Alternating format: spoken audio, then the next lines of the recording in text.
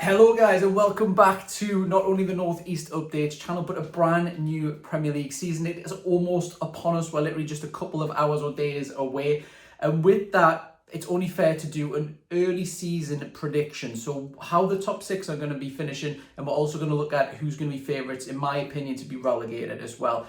The transfer window, it's still wide open, so there's still an absolute ton that's going to change up until now and the end of the transfer window, where we'll be doing a more comprehensive video. Still so much going on. Is Harry Kane going to get transferred? Is there going to be any more mystery Saudi bids for any top players? There's still a lot of moving and shaking that's going to be done. So at the moment, this is very much an early initial transfer video. Don't forget to subscribe and follow the channel for the video that we'll be having at the end of the month. We'll be doing that with a mystery Newcastle United podcaster / YouTuber as well, to get their thoughts as well. 90% of the people that watch this still haven't subscribed. It is massively important to subscribe, hit the notifications, everything like that below, because it does help us grow the channel as well and bring you better content, more regular content as well. So if you do us a massive favor and just click that button, it is free and it only takes a couple of seconds. So we're going to look, firstly, we'll go top six. So first of all, no real prizes here. I've gone for Man City. So they've lost Mahrez in the summer. They could lose any one player, probably barring Haaland, and still be favourites for me. They've just won the treble. They've absolutely dominated the league, the footballing world last season. With Mahrez out, does it make a massive, huge difference? Not really. You've got Foden, who struggled for tons of game times last season. He's probably going to see his minutes go up. Probably something to look out for if you're a fantasy football player like us. We'll also have links below to our fantasy football league. If you do want to get involved, test out your football knowledge against all of our followers as well, you're more than happy to get in and test that out. So with Man City as well, we've got their brand new right back. Now, it's not someone I'm going to profess to know a ton about, but if Man City come in for someone and they pay a high figure, you know that they're going to be full of absolute, not only potential, but at that level, ready to hit the ground running. So for me, they've got to be favourites again. I literally cannot see anyone toppling them. I know Arsenal came very close to it last season. They capitulated a little bit. I think it's going to be more interesting to see who comes second, third and fourth this season, because I think first is almost rolled off. If Man City have a good start, I can't see them slowing down. So this is the interesting one. So the bookies have got Arsenal as number 2. Based on last season, it's hard to argue. They've made some good signings, which I'll touch on a little bit. But for me, I went for Liverpool.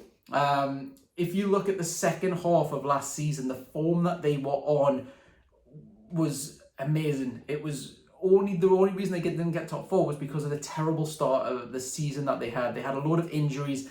If you look at what they've done in this transfer window, they signed McAllister, who for me is an absolute world-class player. I think he'll improve with Liverpool. It did surprise us a little bit when he did his press conference and interview when he signed. It sounded like he didn't have the confidence in himself to say, oh, I'm a top player or whatever.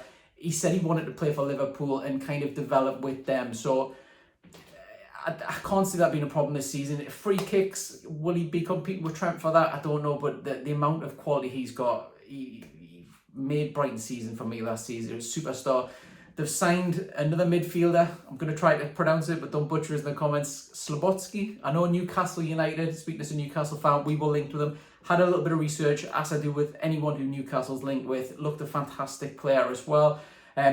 For me, I can see them gelling really well this season. That's pretty much what's going to determine where Liverpool finish this season. If they can gel, we'll have a great season. If they're going to take a little bit of time, that might knock them up a little bit, maybe a third or fourth finish. But for me, I think they will gel. I know they've got a lot of young-uns as well in terms of midfield. For me, one of the crucial things that they did this season is they got rid of, and I'm going to use this a little bit impolitely, is the dead wood. So with Henderson, who it's hard to say he's dead wood, but towards last season, you could see he wasn't really at the level that you would expect a Liverpool star to be. Big wages, same with Milner as well. Very old, very dead woody almost players. I know that's been very harsh to them, but you want to be, if you're a top 3, top 4 club, you need to be evolving, kind of like Newcastle have done last year in this window. You need to always be evolving if you want to improve. If you stay still, you're going to go backwards. So for me, I still think they've got a lot to do in this transfer window. I think they've got another signing or two. I mean, I know they were linked with Bellingham. If you are linked with them, You would imagine you've got some transfer kitty as well. They've obviously freed up a lot of funds, a lot of wages as well. So for me, I think there's another big signing that Liverpool will still get in. Their attack, they've got multiple options. Someone goes down injured, doesn't matter, they've got another two to slot in. Goals are not going to be a problem. Defence, possibly, that might be a problem if they can just fix that up. They fixed it up the back end of last season, so I have no doubt they'll do it this season. I think second place is where they'll be looking. So therefore, almost obviously, I went for Arsenal third. So fantastic manager. The transfers that they've made, I've been super impressed with. Rice, I mean, firstly, I don't know where they're getting the money from. I know they've qualified for Champions League. Newcastle have. We haven't been able to spend nowhere near as much. I don't know where all this money is coming from. But £100 million Declan Rice. Now, for me, I rate him. I think he's an absolute superstar. But £100 million is just far too much for me to be spending on a player, whether it's Harry Kane or whatever. I'm one of these people who would like to see 100 million be spent in 2, 3, 4 different positions. One injury, and that's your star man gone. But saying that, he's going to help Arsenal. He's going to make them a better team.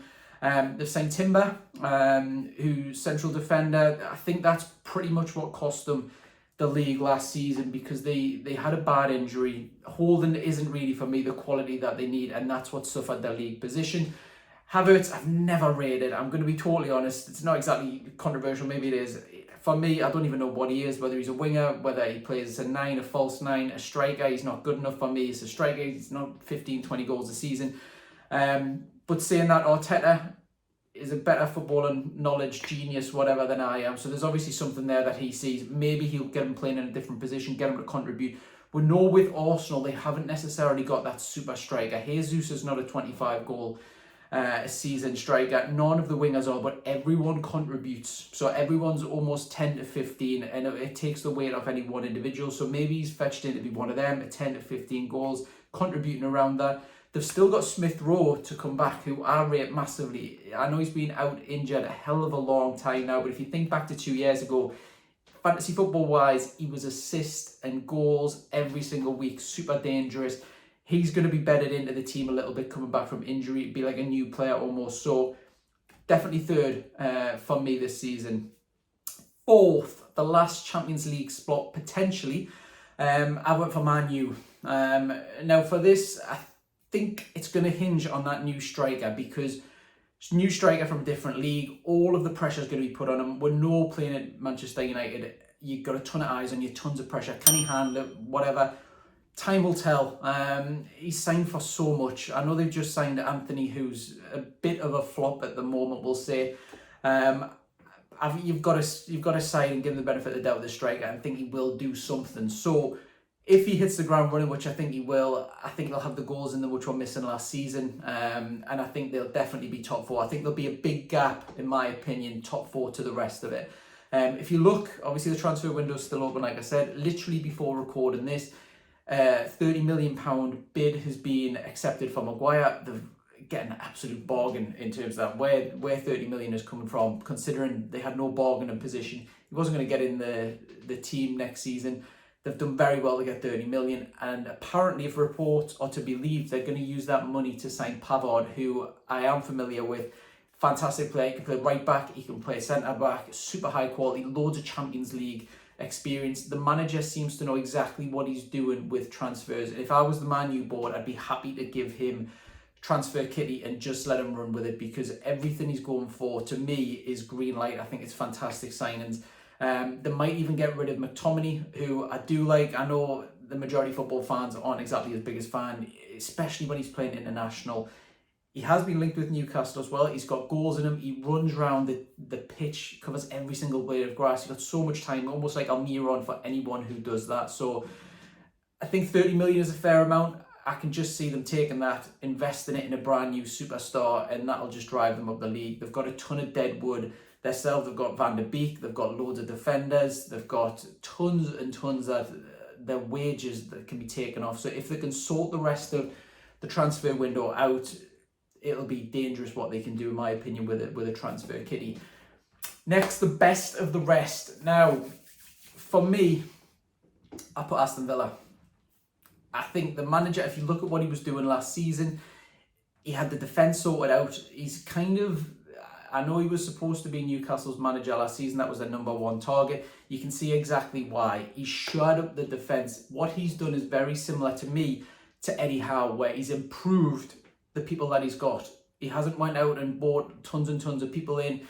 He's very good at man managing and improving what he's got. He's got Mings, who looked defeated. It looked like his confidence was on the deck. He's got him playing in the most well-drilled defence in the league almost. They were so solid at the back. They look dangerous going forward. The central midfield, he's got McGinn back to playing fantastic. I mean, he was another one whose confidence looked like it was on the deck. The signings that they've made, in my opinion, are fantastic as well. You've got Tielemans, who was a little bit of a risk, if we're being honest. If you look at the last season, I've said in previous videos, he's down tools a little bit. It didn't seem like he was interested at Leicester. We did a video with the Leicester fans when they came to Newcastle. They didn't rate him. They thought his career was finished. I can see this season, based on pre-season, I watched them when they played Newcastle and other games, he looks back to his normal, regular, great self. So I think he'll have a great season. They've signed Torres and Diaby, which has absolutely killed me because as a Newcastle fan, that was almost my number one transfer target. I followed him, the speed that he's got, the danger. Pre-season, he's already come up. He seems like he's almost playing at a 4-4-2 at times with Watkins. So he's going to be chipping in with goals, assists, everything this season. I think a very dangerous player. And I think next season, he could be looking at, could I be getting a move to Arsenal? Could I be getting a move to Liverpool? One of the top 4 teams? Because for me, I think he is that good of a player. The new manager as well, he's going to improve all of these players even more. He's had a bit more time with them over pre-season. I think they'll be fantastic this season. I think they'll be one to watch out for. Plus, they haven't got European football as well. So when you think of that, the likes of the teams that they'll be competing around with Chelsea, Tottenham, Newcastle, Man U, Arsenal, most of them have European football as well. With Villa, they're not going to have that distraction. But next, and it pains us to say this, it might upset a lot of Newcastle fans, but it's just my honest opinion. I think Newcastle finished 6th this season, but I want to caveat that with the season, the transfer window rather, isn't closed just yet. So a lot is to be seen on what's going to happen. But the bookies, very interestingly, have got Newcastle down as 6th, so the bookies aren't often wrong. For me, I think the Champions League is going to come as a massive, massive distraction for Newcastle. If you think of the cup run that we had last season, if you look at the games where we were winning, losing, all sorts, when we were really getting far in that cup competition, that was when our Premier League form really just evaporated. So Eddie Howe even said in a couple of his press conferences as well, he said that some of the players have got their eyes on the final, got their eyes on Wembley. It's only natural to do that. Is that going to be the same thing if you've got Barcelona on Wednesday? How do you get the players like Tonali, Bruno, everything like that, who's going to be having their eyes on Barcelona? How are you going to get them to have their eyes, their morale, their motivation, everything like that, all set to go for Burnley or Sheffield United? They are naturally going to take their eyes on. And for me personally, I don't think we've got a big enough squad. I thought with the Champions League money last season, I thought we'd have tons of players. I thought it would be a big clear out. I thought there'd be a lot of players come in. I've been impressed with everyone who Newcastle have signed. I think Livramento, I think we have overpaid, but he gives with that versatility. I can personally see him being played on the right-hand side, Trippier on the left-hand side, and then that gives us fantastic attacking assets to go forward. Both of them can ping a ball in. So Tonali, I think is probably our signing of the season so far, but he's had a bad pre-season. Maybe he's going to need a little bit of time to adjust. We'll have to see how that one goes.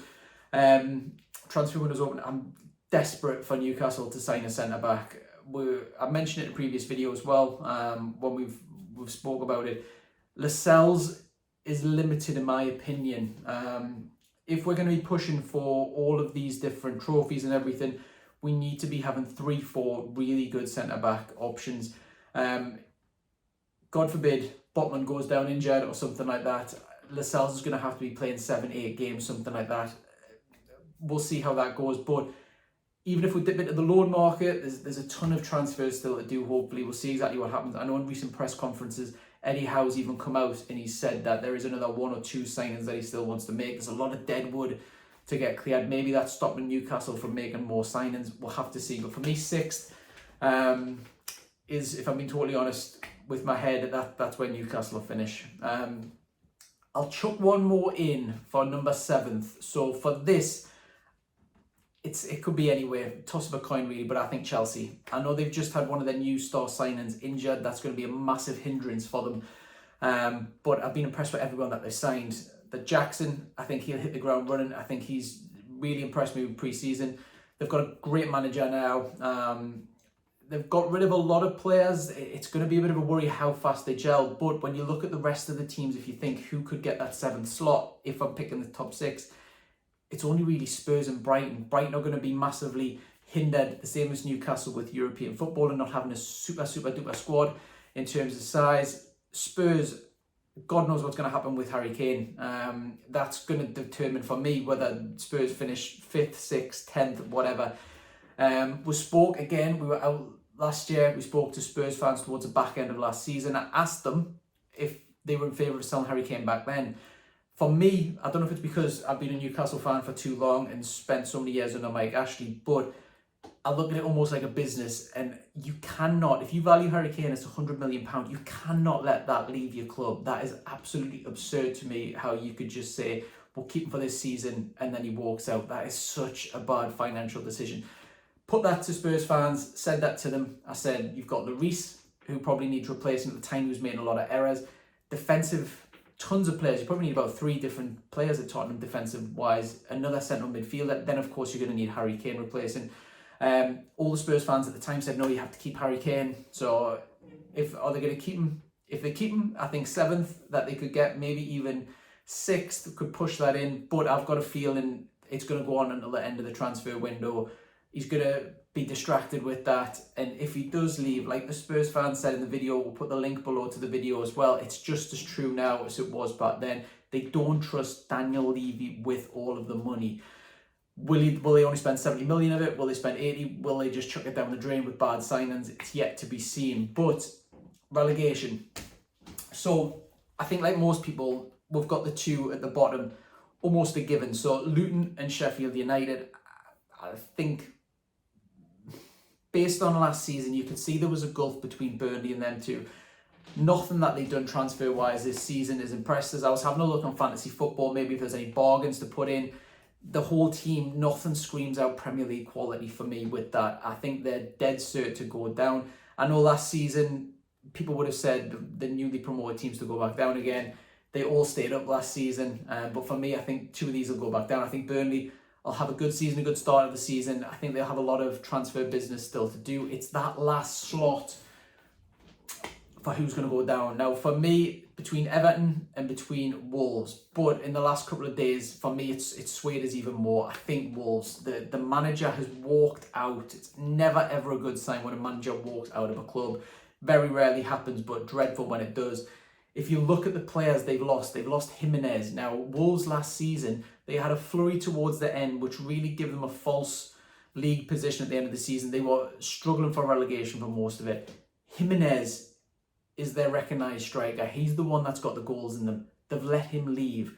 Connor Cody at the back, they've let walk out as well. You can argue whether he's still Premier League quality or where exactly he is quality-wise, but letting their star man, in my opinion, Neves walk out to Saudi, and they haven't replaced him. They're talking about financial fair play, talking about lack of money. It's absolutely madness how they struggled last season. They've weakened their team time and time this season again. They've got no manager, so they're going to have a new manager to come in with all of 48, 72 hours, whatever it is, to prepare a team and get everything ready. It's so many red flags going on for me for Wolves. I think if they stay up, even if it's by a point or whatever, it'll be an absolute miracle because it's been a disaster. It sounds by the owner, they're just going to have to stick with financial fair play until January, until next season, but that's such a huge gamble. If they go down, and I understand financial fair play, especially as a Newcastle fan, is a huge thing, constrains us, but it's such a huge gamble. I can't believe they're doing it, and they're asking for trouble. For me, they're a definite to go down. This is all opinions. It's literally just my opinion. I go and ask Newcastle fans their opinion all the time. We'll be doing it again this weekend. Stay tuned for the video. Do follow, like, and subscribe for all updates as well. Let us know your comments. below. We read every single one of them. We'll answer them. We'll have a little bit of conversation back and forth as well. I want to know who you think is going to get relegated and what your top 6 are. But for now, thank you very much for watching and stay tuned for more videos this season.